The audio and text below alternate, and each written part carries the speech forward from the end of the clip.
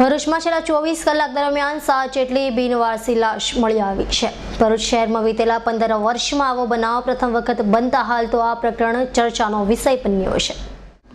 ભરૂચમાં બિનવારસી લાશોને સગે વગે કરી અંતિમ દાહ આપનાર સામાજિક કાર્યકર ધર્મેશ સોલંકીના કહેવા પ્રમાણે છેલ્લા 24 કલાકમાં ભરૂચ અને અંકલેશ્વરમાં 7 જેટલી બિનવારસી લાશો મળી છે અને આવો બનાવ છેલ્લા 15 વર્ષમાં ક્યારેય બન્યો નથી।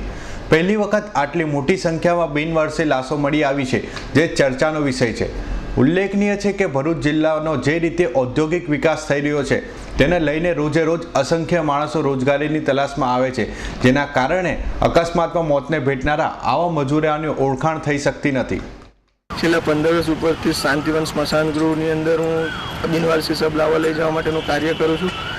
મારા 15 વર્ષની અંદર પહેલીવાર એક જ દિવસની અંદર 7 જેટલા બિનવારસી શબો આવેલા છે।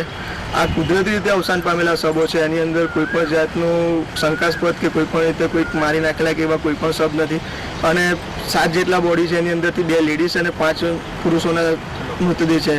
આજ રોજ એમને ભરૂચ સિવિલ હોસ્પિટલમાં પીએમ મથે લાવેલા છે અને ત્યારબાદ એમને અગ્નિ સંસ્કાર અને દફન વિધિ માટે હું ભરૂચ સ્મશાન ગૃહ સુધી લઈ જવાનો છું।